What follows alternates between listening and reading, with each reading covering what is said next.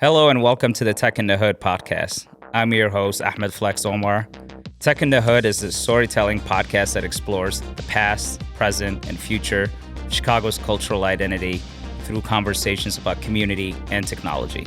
Each week, I reconnect with the friends and mentors who have shared this journey and spotlight new voices and innovators building the future of the Tech in the Hood.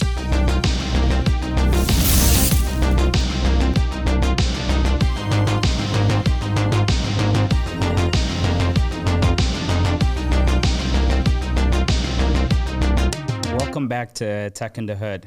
Today I have with me my good friend Tayo, and Tayo's also been interning with us at Flex Tech AI.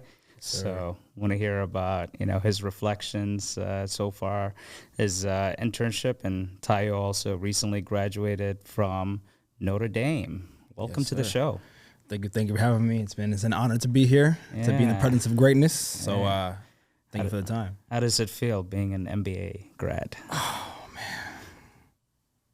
I think I might have had one of the most amazing graduation celebrations I've ever seen. Yeah. It feels great. So I did get my MBA and my MS in business analytics from Notre Dame, finishing up last Sunday on May 20th. Last Saturday rather. And it feels, if I had to put in one word, I'd say grateful. Mm-hmm. Someone with a background like mine of engineering and going through different work experiences and trying to understand, what do you actually want to do fully after you finish your graduate degrees is being at this point and turning down offers from big tech companies and being able to choose one. And it's I'm extremely grateful to God for it. That's how I could put it. Oh, for sure. So did you go from undergrad to MBA, or did you take some break? Or No. So I started doing my electrical engineering degree at the University of Illinois at Urbana-Champaign. Shout out to all the Atlanta out there. Love my alma mater. There's a lot of Atlanta. There's a lot of Atlanta, especially in Chicago. We are deep and we are making a lot of moves. Did that. Finished that in 2015.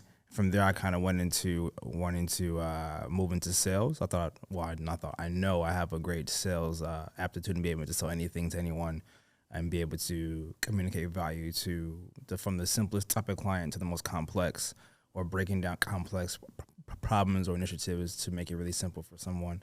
Went into sales with Ingersoll Rand for some time. And then I went to software sales for some time as well. And I realized, I should probably use my engineering degree. So I went to actually work for a power distribution contractor where actually is a black-owned Armor Roderick based out of Chicago. Rashad is also an alumni as well of Notre Dame. And he started that firm about, I'm going to misquote this, maybe 15 years ago or so. Okay. And so joining that company taught me all things that I need to know how to be a leader in the tech space or in engineering as well, learn how to manage more teams.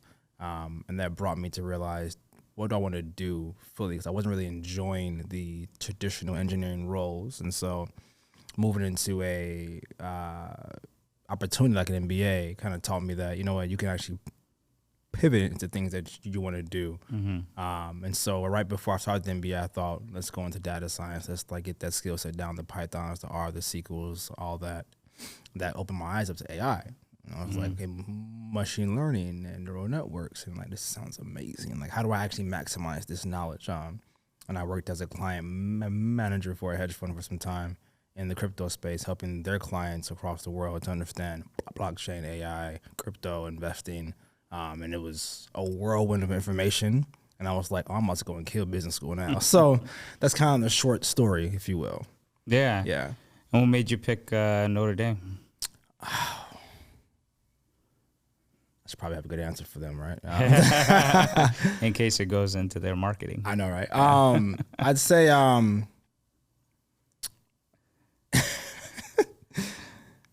I think, honestly, the dual degree program made it really beneficial because the opportunity to do an MBA and an MS Business Analytics in today's market was extremely beneficial. They also were pretty generous with the financial aid package, so I thought this makes sense. It's close to home. It's Notre Dame, a top-rated business school, and I thought I can go there and have a lot of impact from a diversity standpoint and being able to show that, hey, they may not have the best diverse student body, but they have me now. And I think that I can have a lot of impact by helping a lot of students and to galvanize a lot of things to move whatever initiatives they have forward, but also to introduce new ideas and innovations that can help the school to be able to expand upon how they are interacting with international and diverse candidates. No, absolutely. And speaking on diversity, we met because of the film screening that I did in partnership with Loyola University and President Obama's film screening, down here, and you all traveled in for the film. That was an incredible day. That was an incredible day. So, should I tell the story real quick? So I have to shout out to Faith. Faith Achongwa was the president at the time, and she's the one that organized all of that. And I had heard about you before because most people know you in Chicago.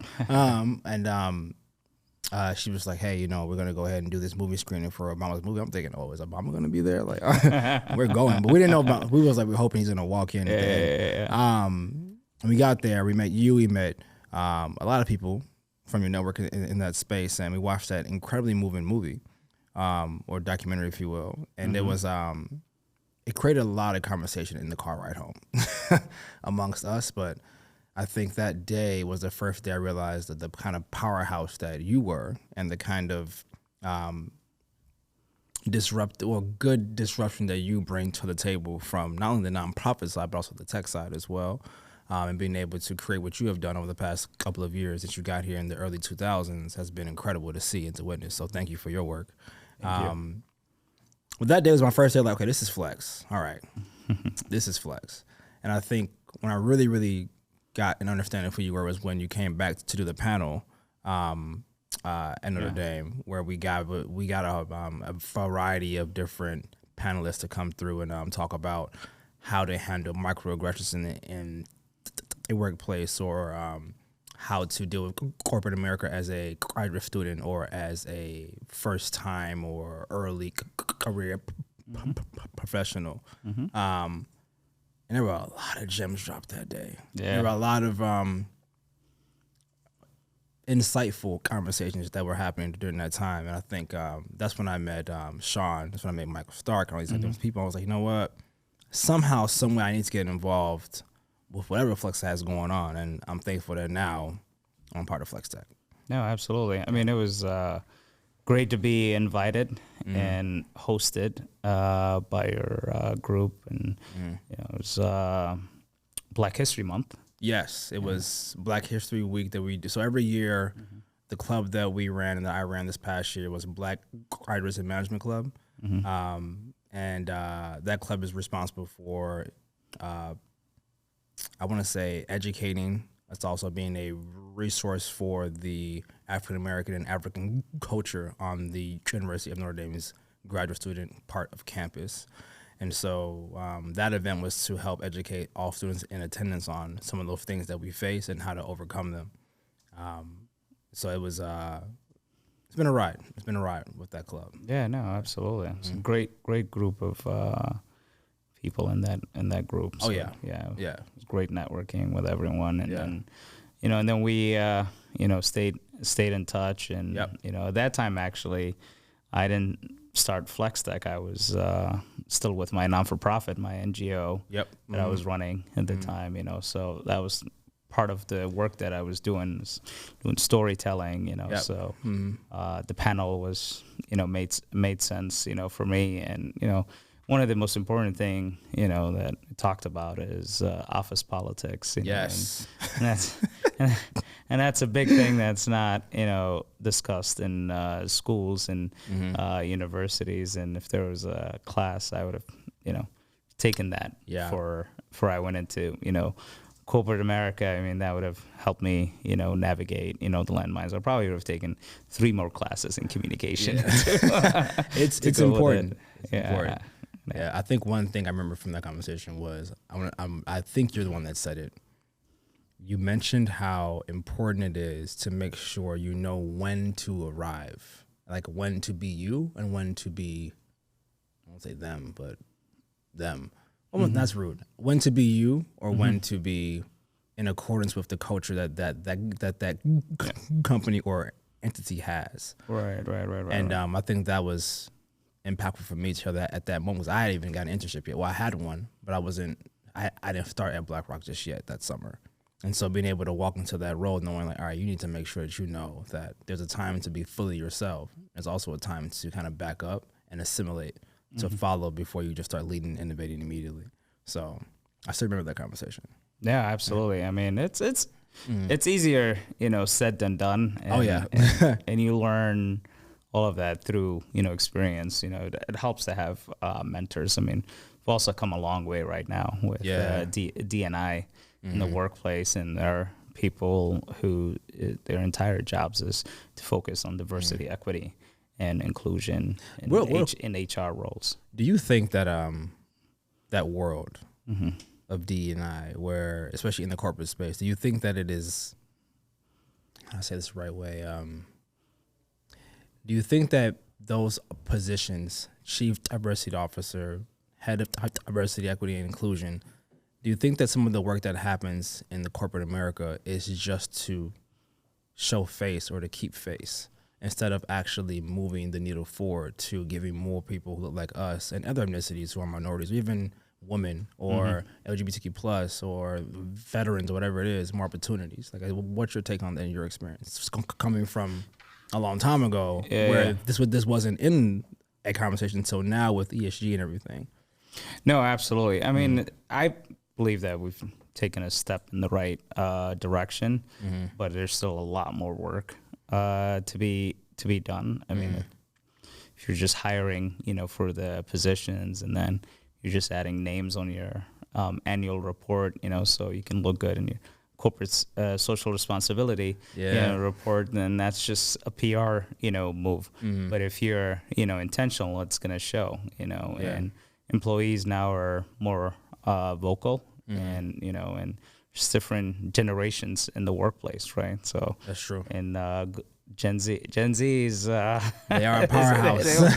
they don't back down, so they definitely, let it be known, if there's, if they feel a certain, type of way. So it's definitely more challenging, being a corporate leader, these days, but it's important to rise, to the occasion and understand that, just like our country is diverse, our, corporations, have to represent, the fabric of the, the country. And, and there's studies and, numbers, out there that, if a company is, more diverse, they have a higher, return on their, investments, so it differs from, between companies, so it really just depends on the culture at the top. But I'm a big fan of B Corps, companies like Patagonia and Chobani, and I mean, the founder of Chobani is really incredible in that regard. I mean, he recently started a non-for-profit called the Tent for Refugees, so he's actually pushing corporations to hire refugees from all over the world. That's incredible. Really, really incredible. Wow. Yeah. His name is Hamdi. I recently met him in Madrid. So. Oh, really? Yeah. No, everybody. I'm not going to say he's a good friend, but that's a cool connection. Yeah, it's good. It is just a good human being. Yeah, that's good work. To meet. And so he was campaigning for that in Europe, as well. But he's been doing this work for a long time. So it starts at the top, and it starts with the leadership, with the leadership, and then if the intention of the leader is right, then it's gonna trickle down, to all the employees. So we've definitely come a long way, but we still got some room. We got some work. Of course, got some work to do. So, but you're someone that's recently graduated. So I'm going to put this question to you because there's a big noise now about AI, and a lot of people are nervous about AI replacing them. How do you feel? I think there's truth to that statement, and there's also a lot of false sentiment around that statement. I think there are some jobs that naturally tech has traditionally disrupted that would incur people to reassess what type of skill sets they need to get and what they can do.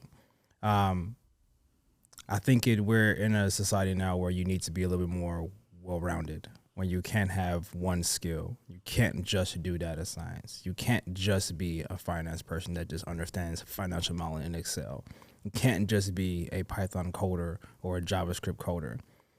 You know, it's a matter of, can you do those things? Can you also speak to leadership? Can you also communicate? Can you have networking skills? Do you understand how to break down complex topics? You know, can you provide strategy for multiple initiatives? Can you also get your feet wet in code as well? Can you also be the person that's talking to the doorman? You know, there's so many things. I'm just speaking from a business standpoint. Sure. Of course, there's other industries I'm not familiar with that's being disrupted, such as the hospitality industry, like for example, or even healthcare, where I'm not involved in that. But I think if you know what these tools are and you know how to incorporate them into your day-to-day lives, you're able to then take advantage of them and be an expert in them. And then you can now use that expertise with your current skill set to be able to add value to any organization.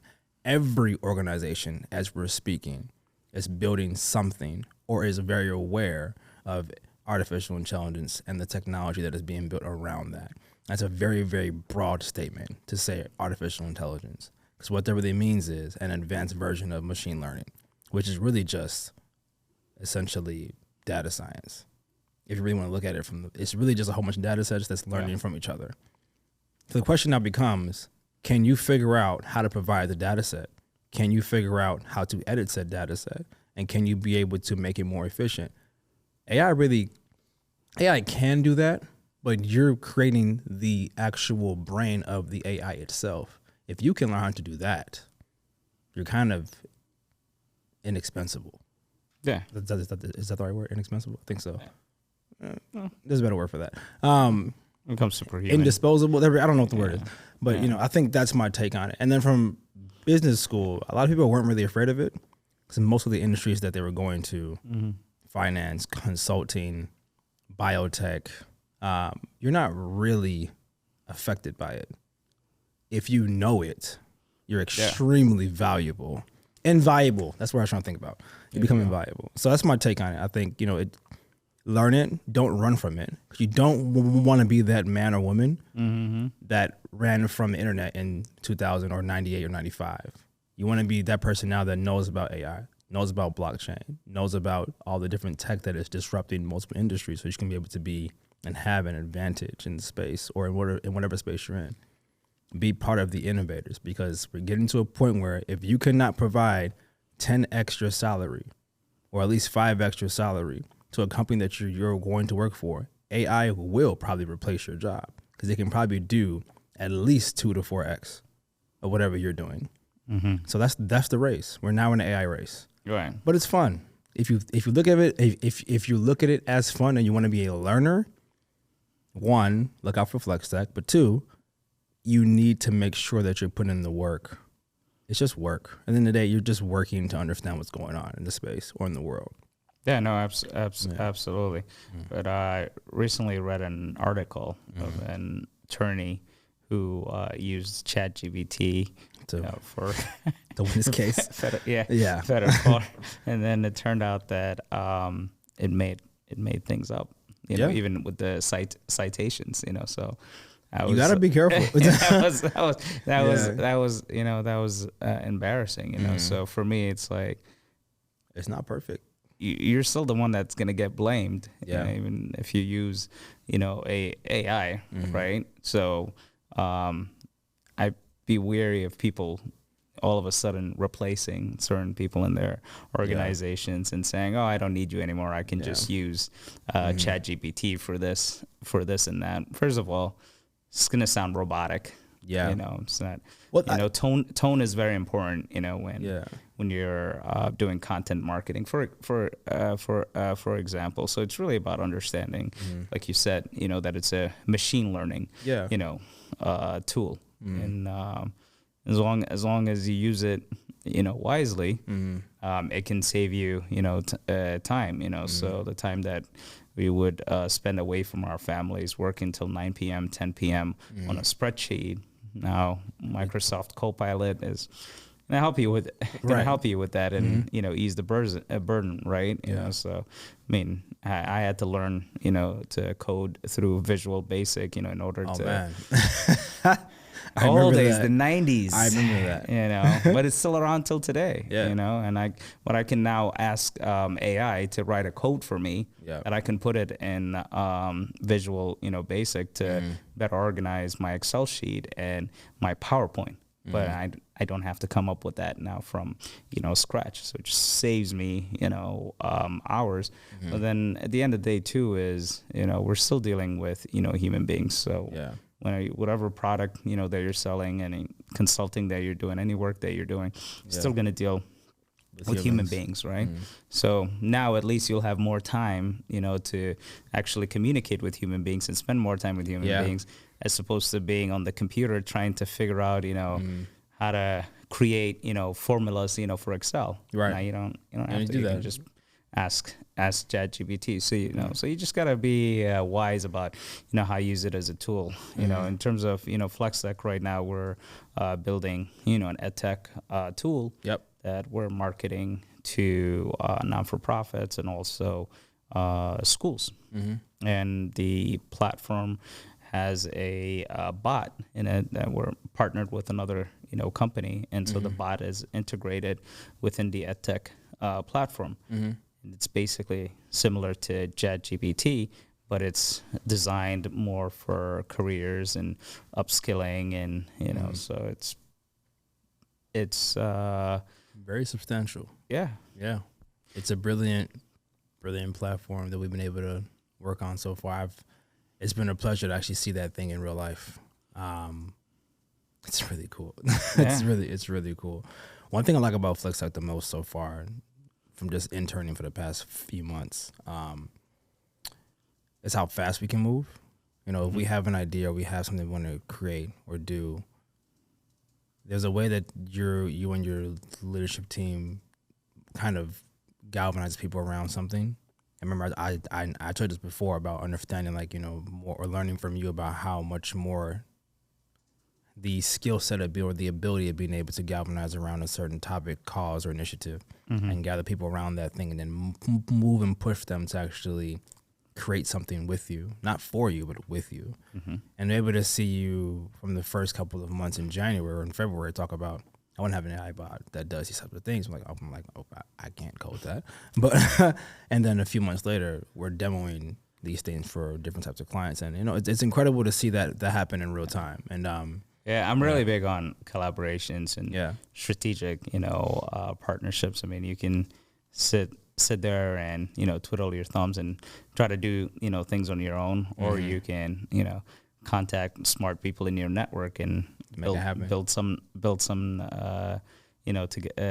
together. And that's how it came about. Yeah. And, so now we're, going to pilot it, demo it, see how it goes. But for me, I approach it, more as a project. And, so if it doesn't work out, I've learned a lot. Yeah. And so there is no, fear whatsoever. And plus, when you're collaborating, with, good people, it's a very enriching, experience. So I do appreciate, your kind words in that regard. We tend to operate a little, differently. Obviously, FlexTech. We're big on flexibility. So we just drop everything in Slack. So but it works. It works. I think it works because of the type of culture that we've been able to build, of being able to have that open environment of conversation, innovation. It's unique. I mean, it's a startup, right? Yeah. Most startups have that same culture, but I think from our first convo about FlexTech, you told me that this is originally designed to help the underdogs, help the marginalized communities in Chicago, across the world, that otherwise would not have access to certain tools, skills, lessons, networks, jobs, opportunities.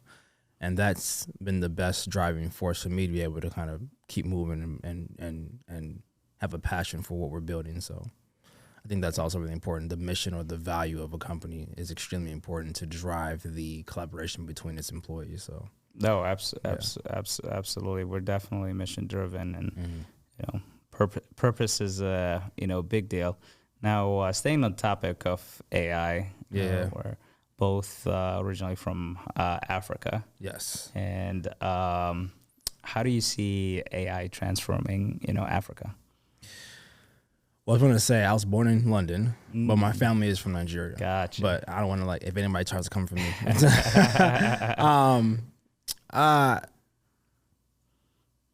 Such a broad question.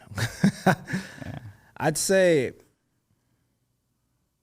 where do we start? I mean, you have so many areas that can help out. I mean, it can help out with energy, help out with finance, it can help out with government, politics, voting, and especially in Nigeria, help out with that. We just had an election where Tinubu was elected, and there was some problems in certain provinces and regions where people thought there was miscounts and whatnot. And that's an area where AI could simply just be able to predict, or not predict, but be able to take over that task if things are digital. But I think one of the biggest opportunities for Africa, there's this argument of transnationalism in Africa, where if you had borders open up across the country, each country had to open up their borders, different people, you would have a humongous increase in commerce and the economy of the continent as a whole. And I think that the worry there, right, is political turmoil, obviously. But I think the worry is still the corruptive nature of certain types of countries taking over other types of countries who are smaller and whatnot. I think where AI can come into play with that type of thing is you can be able to create a system that can take in information about certain types of powers or leaders or initiatives, laws, reform, etc., and be able to create a system that can self-govern itself and check itself based upon the inputs of what's happening in real time. I think that's something that's extremely difficult to implement in Africa. But I mean, I'm thinking like super big picture, like if we had to really solve a problem, not just, I want to build something that can solve a small scale problem in this one province or this one country. I'm thinking like, how do you solve a continent's issue? Or how do you identify an issue that's not really being talked about?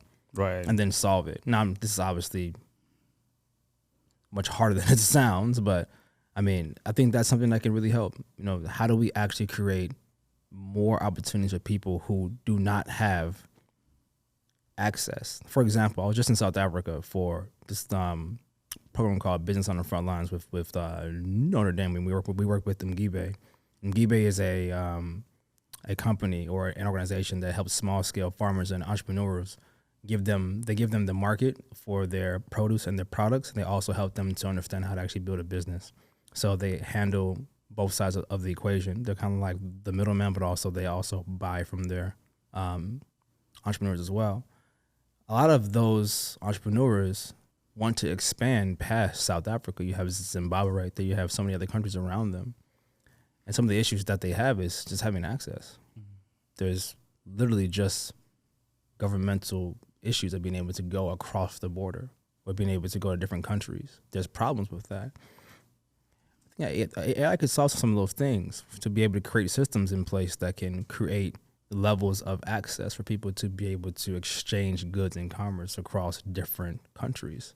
And I won't belabor this, but that's kind of the idea that I was thinking off the top of my head without preparing the answer. But yeah, it's interesting when you think of it like that.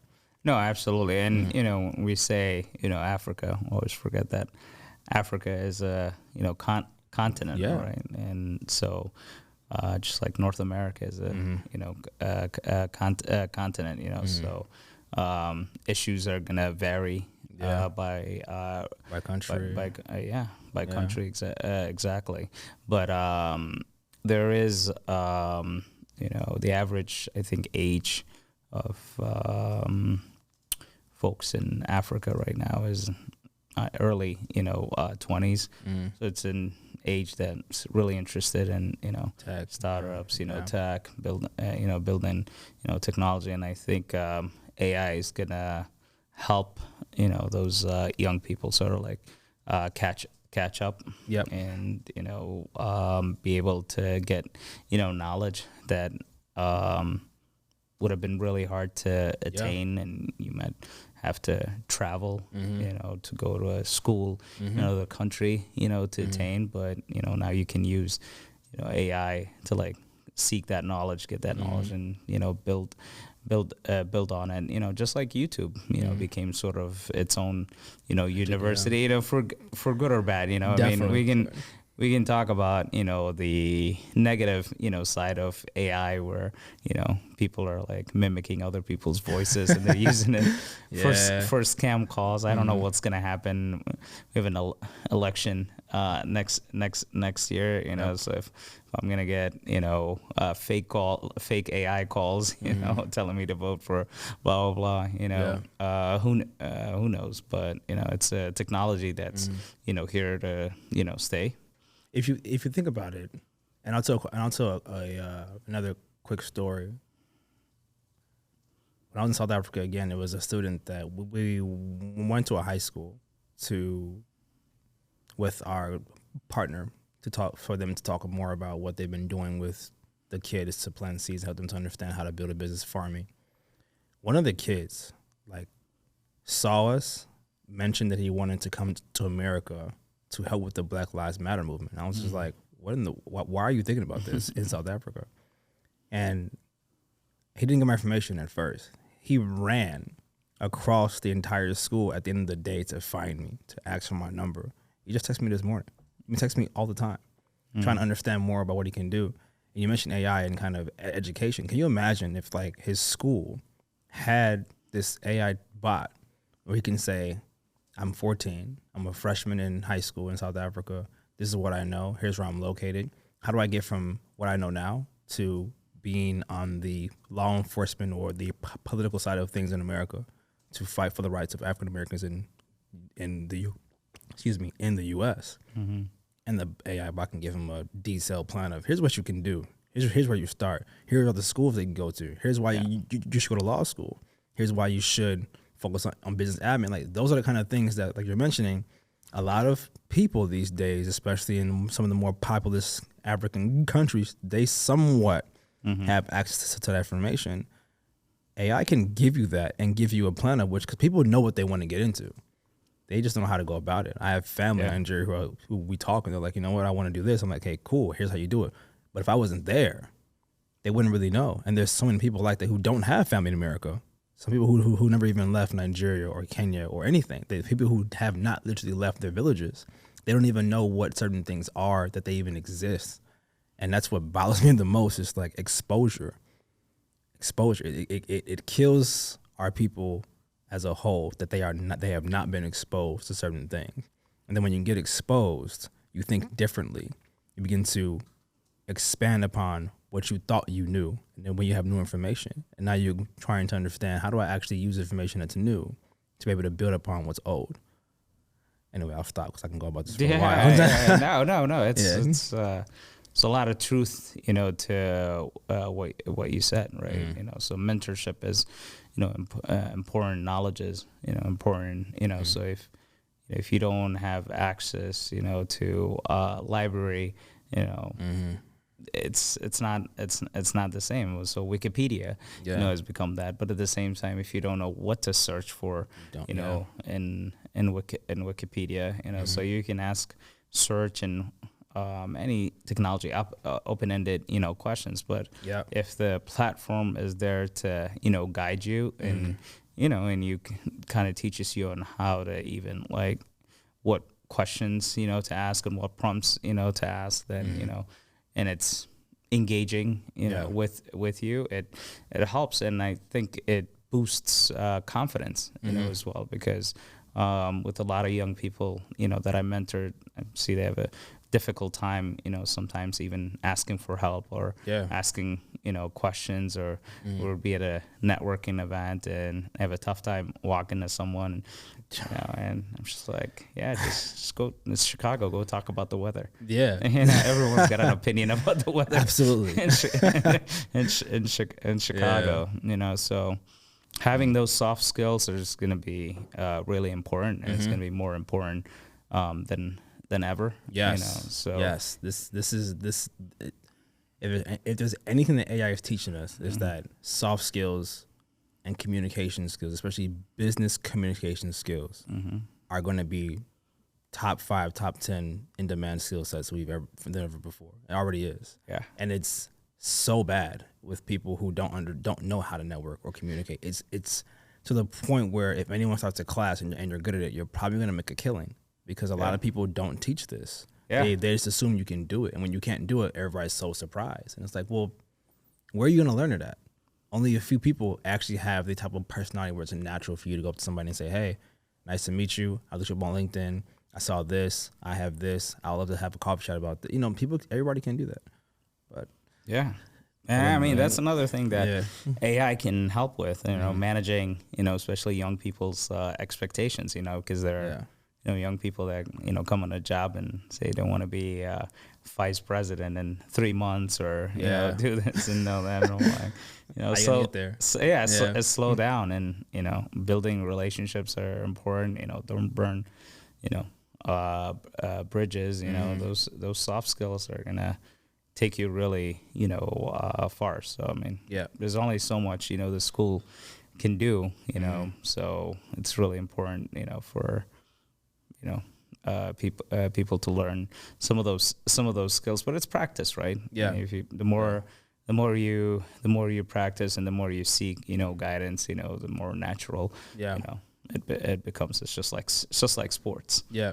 You know. So I mean, that being said, also, I know you also are an entrepreneur at heart. Yes. Yeah. So what projects are you working on? Man. Okay. I'd say one thing that kind of fell into my lap a few years ago, not fell into my lap, actually, God put it in my lap because I was not thinking about it. This is more like a passion project, turned business, soon to be nonprofit probably. But in 2015, I began to see a whole bunch of scriptures and verses from when I was in church just on clothing. I was like, you know, it'd be nice to make clothes for Christ. But obviously you had God is Dope. You had different types of brands already doing this. And I was just like, I don't want to just make money off of God's name. That feels wrong for me. So for 4 years, I didn't do anything with it. I was just designing, writing, doing everything on my phone. Like my notes app. If someone stole my phone and checked my notes app, they would know everything about me. It's actually really embarrassing.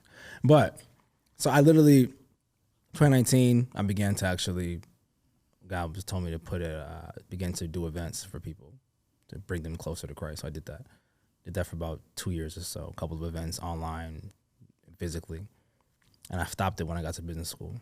I thought, no time for this, no time to be doing this stuff. It's not making any money, whatever. Let me go focus on my MBA and my MSBA.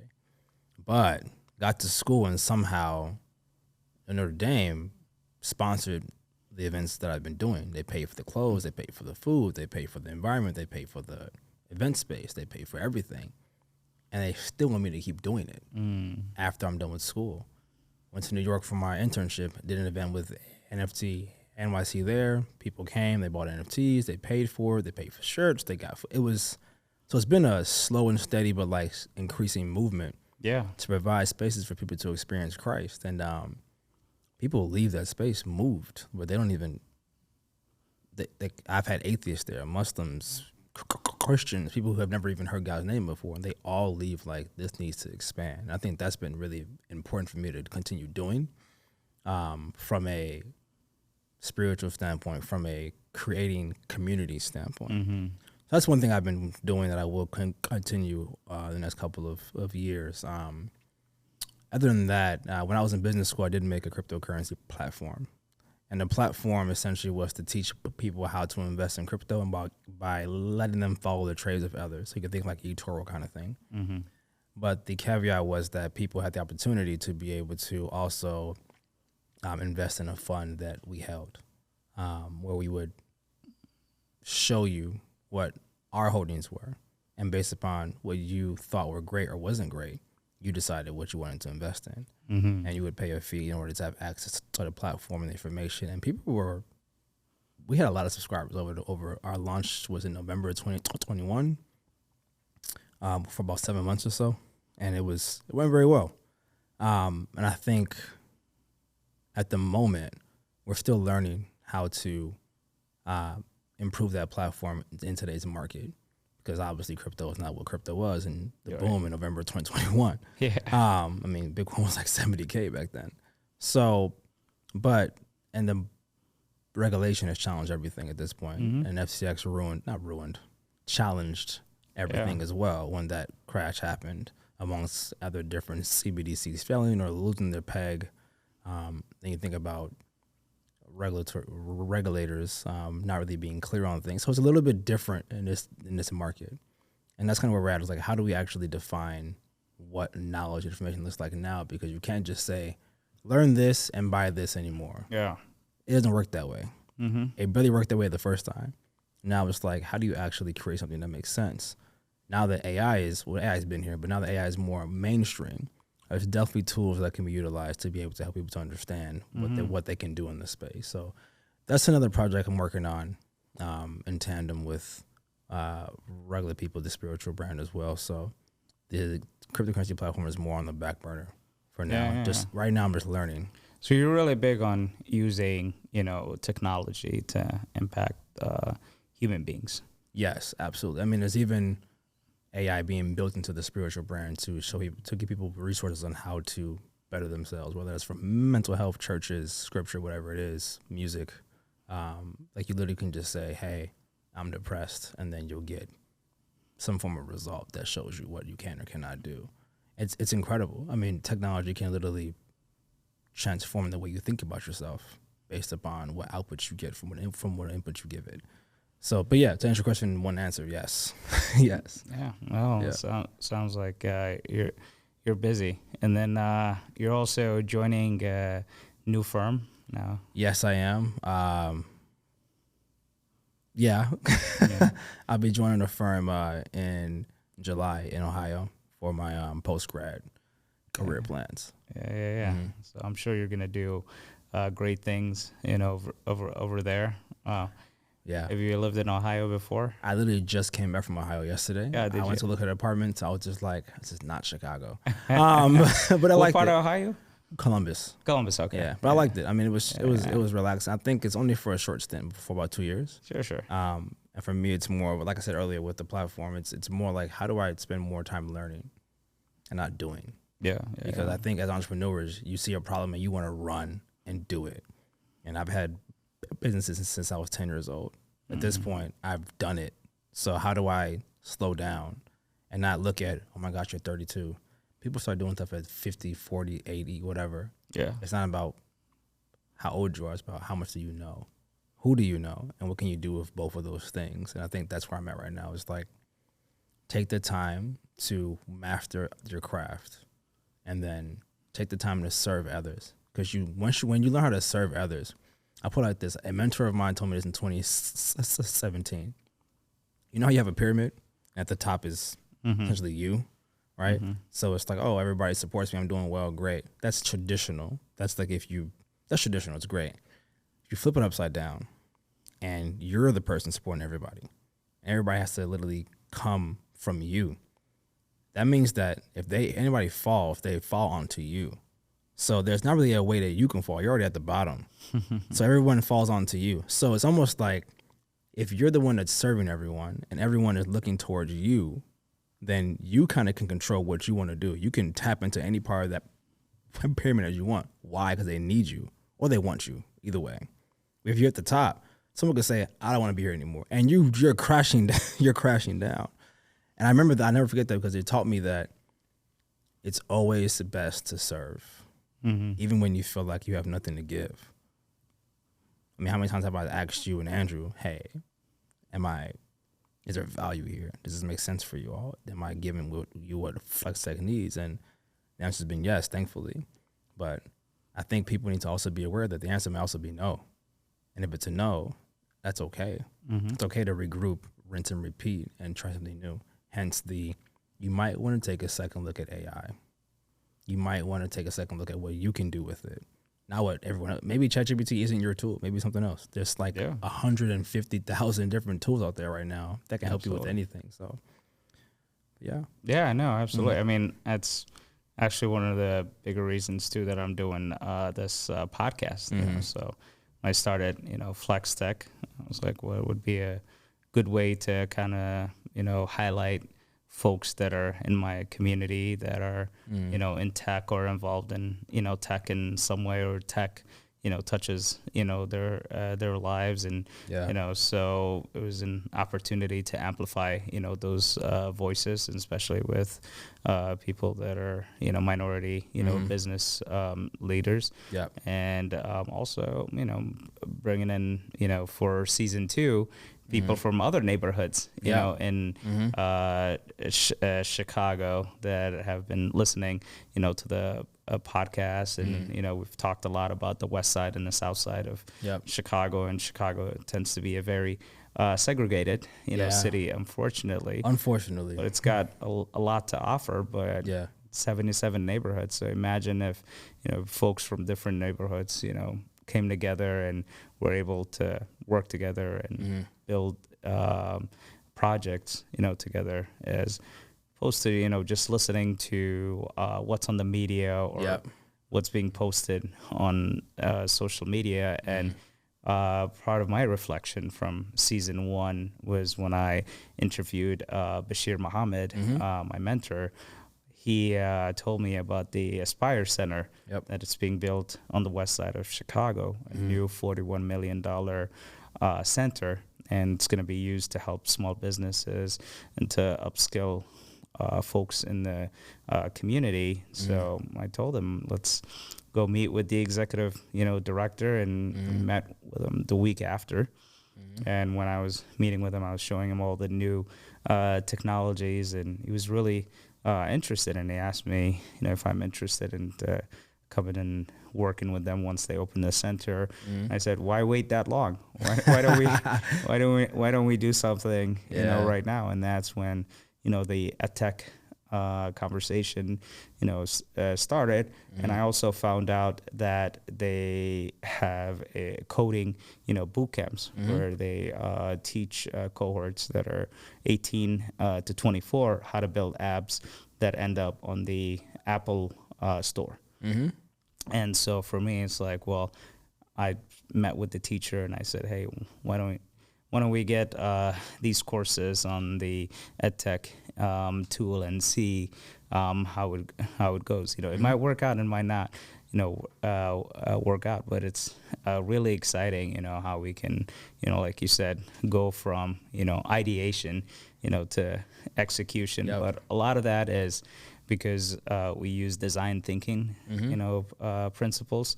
So, and it's human-centered, right? So at the end of the day, the podcast is great because you're discovering, human challenges. And, the more we listen, to each other, the more, we can discover opportunities to work, together. So the podcast has been great, personally, for me. And, I also got to give a shout out to the producers, the Chicago podcasting, guys, doing a great job. So so I mean, that being said, man, I got one last question for you. What advice would you give younger Tayo? Lean, and I'd say lean into the experiences that you want for yourself, and don't think of yourself as less than, because at the end of the day, nobody's thinking about you that deeply. They're just not. People are just not. I think we overestimate how much people, I think it's called spotlight syndrome. Yeah. How much people actually are thinking about you, looking at you, watching your every move. They're not. The truth is, they think about themselves, and I think I would tell myself, lean into the experiences that you have right now and put the fun away. Fun will always be there. You could be 80 and have fun. Do the hard work today. That's what I would tell myself. All right. Well, on that note, got to end it here. But, man, it's been a pleasure. You're our bonus episode for, we're between season 1 and, season 2. Okay. And, so definitely keep an eye out, for or what's coming on season 2 and all the guests, and really appreciate you being part of FlexTech and all the great work that you've done. And we appreciate you, and our clients appreciate you. Thank you so much. It's been a pleasure to be here. I'm honored to be part of the illustrious cast that's been on this podcast. So thank you so much. Thank you to the production team and everybody. It's been a pleasure, man. And I hope to continue. All right, brother. Enjoy your summer. Thanks so much. All right.